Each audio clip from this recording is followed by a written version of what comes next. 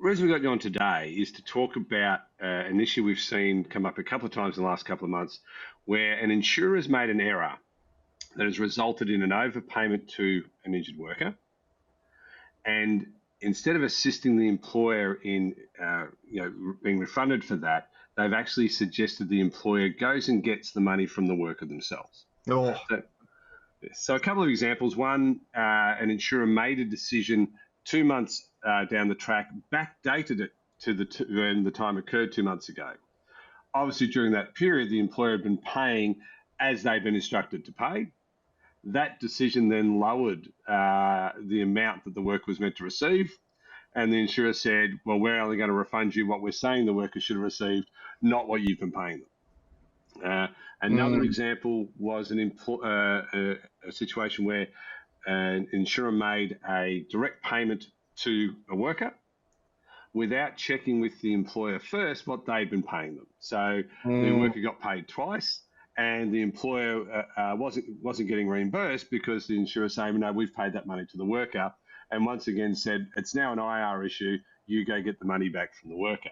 Oh, the passing the buck, yeah. Yes. So what rights does an employer have if they've overpaid one of their workers? Yeah, look, it's a really great question, Simon, and one we get asked quite a lot in the employment space. And the unfortunate answer is very few when it comes to rights for overpayments and an employer's right to recoup that money. Now, there's really two ways to look at this. The first one that we often get a lot of questions about and that an employer's mind will often go to is, well, if I'm the one who pays an employee monies and I have control over those monies before they go out, can I deduct things, payments, amounts that I believe I'm owed for whatever reason, including the examples that you've just given there, from the employee's pay before I make their payments to them, whether that's their weekly, their fortnightly, their monthly pay? And unfortunately, the short answer is no. The Fair Work Act includes some pretty detailed provisions and protections which limit the circumstances in which an employer can lawfully deduct amounts from an employee's pay before those amounts are paid to the employee. And broadly speaking, for a deduction to be lawful, the employee has to agree to that deduction ahead of time. And importantly, it's got to be principally for the employee's benefit. So in the circumstances, the examples that you've thrown up there, Simon, you'd be really hard pressed, of course, to get an argument over the line that says an employer recouping money it's overpaid is for the benefit of the employee.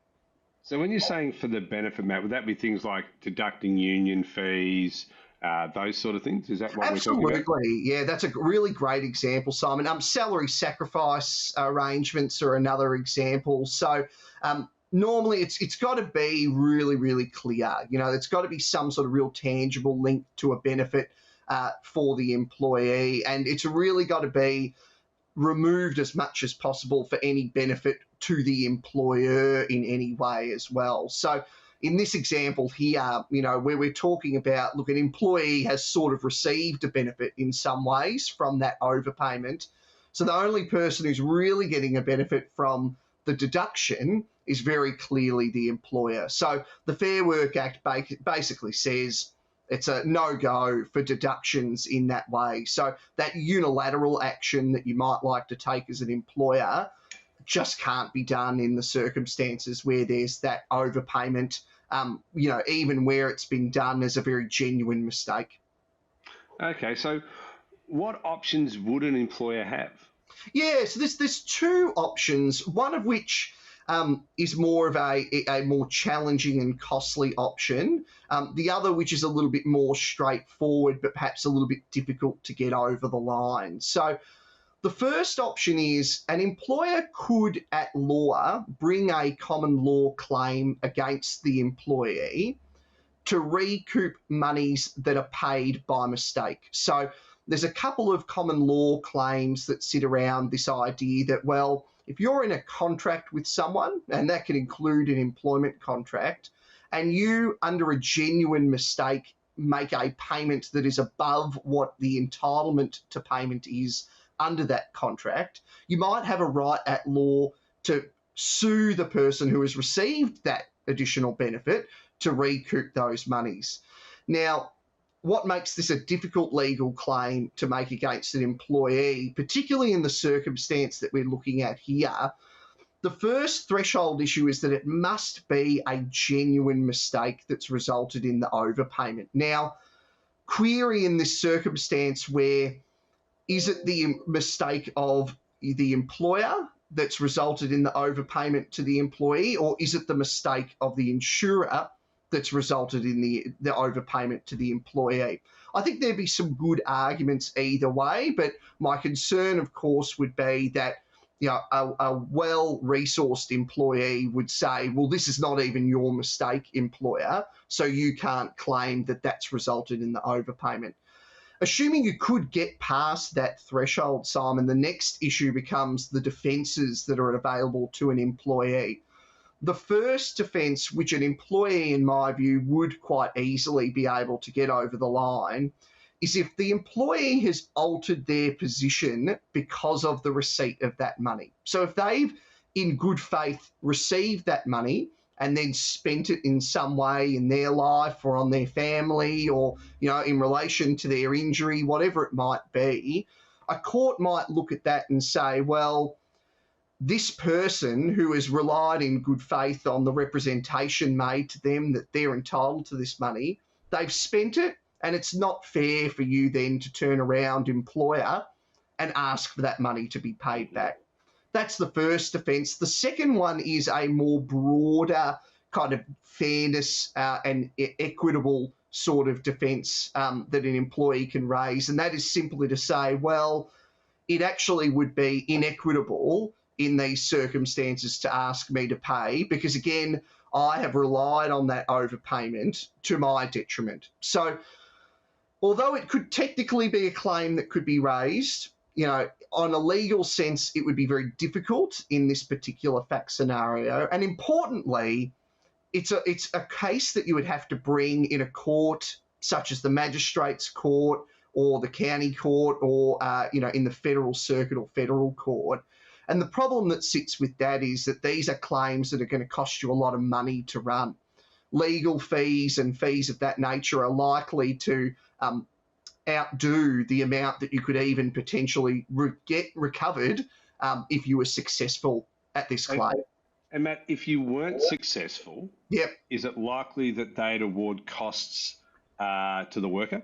Yeah, absolutely, absolutely. Because these are common law claims, although they do relate to employment, they wouldn't attract the costs protection of the Fair Work Act. So in all likelihood, you would be in a situation where it would be costs that follow the event. So unless you've got a really, watertight case here, you could be facing the prospect of not only paying your own legal costs, not only recovering no money from the employee, but also having to pay the employee's legal costs as well. So although technically possible, it's cost prohibitive, it's time consuming, and unlikely to really be a practical option in the circumstances. So, Matt, I know it's hard to give a concrete figure, but ballparking, what do you think the direct costs to the employer would be for their legal costs and so forth to run this argument? Oh, yeah, it's a really great question, Simon. Look, I think if you were, let's say if you were bringing the matter in the Victorian Magistrates Court, you were looking to recover, say, let's say, for example, 20 grand from the employee.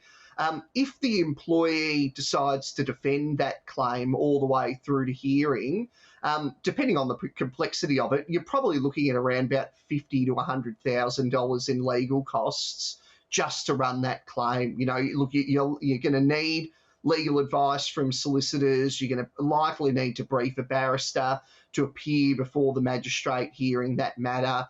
These are all costs that add up. And as I said, in the circumstances where that claim is not watertight, there's some risk that sits around this common law claim. You're really facing the prospect of outspending any potential actual money that you could get back, even if you were successful. And in this situation, if you were successful, what's the chance that the court would award costs against the worker and make them pay your fees?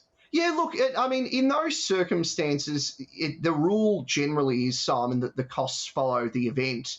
But again, this sort of issue where the employee is not the one who is per se engaged in any wrongdoing, that's likely something that the court would take into account when ordering the costs. So courts have very broad discretion to order costs in matters like this. And in my view, that factor would be taken into account. So the court would likely say, well, look, the employee was entitled to, make their case at law to defend themselves against this sort of claim, but also that ultimately they didn't engage in any wrongdoing. It's not an example, say, where an employee has engaged in some sort of theft or their misconduct or poor performance has caused the employer to suffer a loss.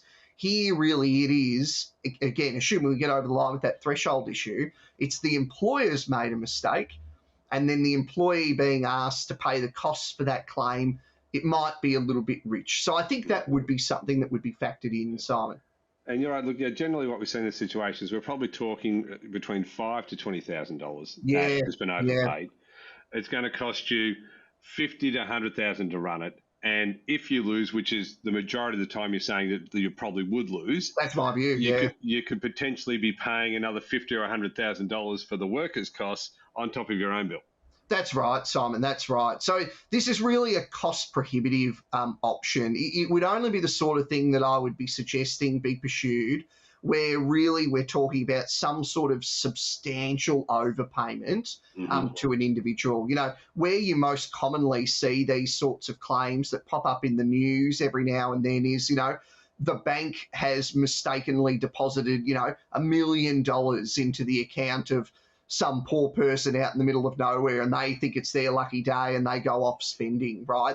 That's the sort of claims when we're talking about this sort of area of law where you would actually see any sort of traction. Mm-hmm. It's not something commonly that would be done in an overpayment for an employee sort of situation, but I raise it merely to say, look, there is that option out there. But the more practical second option, Simon, is really the only way I could see this actually working in a way that can retain the sort of relationship between employer and employee, as well as potentially come to some sort of positive outcome for an employer in this circumstance. And that is simply that it is entirely lawful for the employer and the employee to come to some sort of written repayment agreement. So not a deduction, can't be anything involved about deducting those payments, but it's entirely open to the employee and the employer to come to the negotiating table together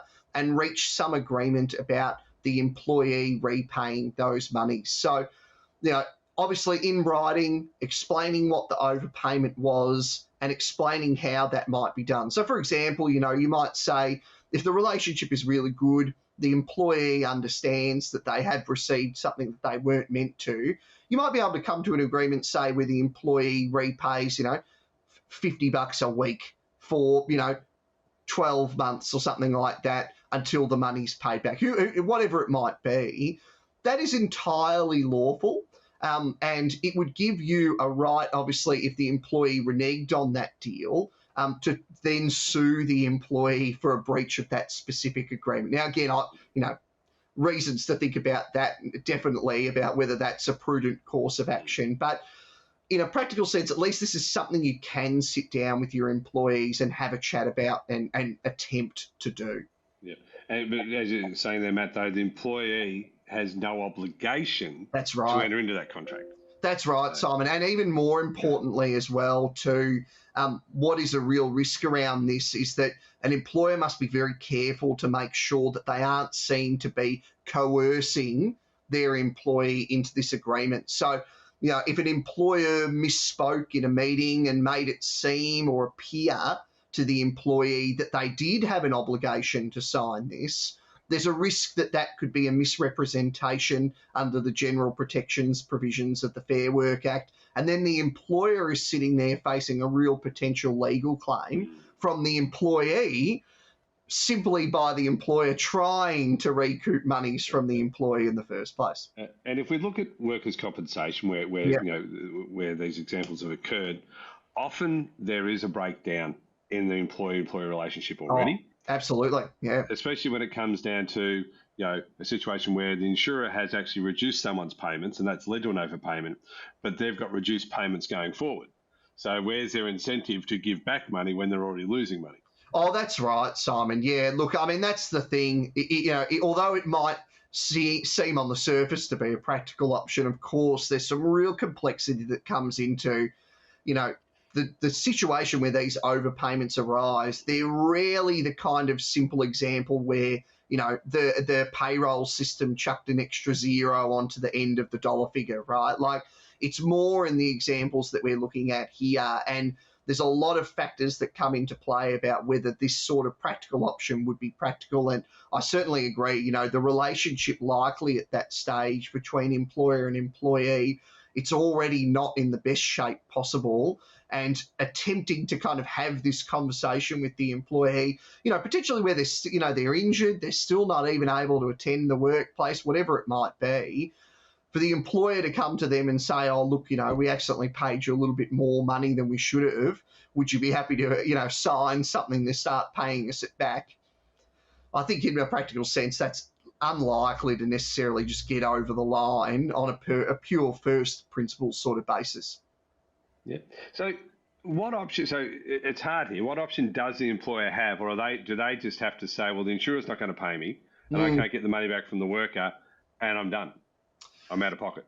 I mean, I definitely don't like to sit here and say that, Simon, in many ways, but unfortunately, in a real practical sense, the employer has been left shafted by this situation, but really that is ultimately the outcome here.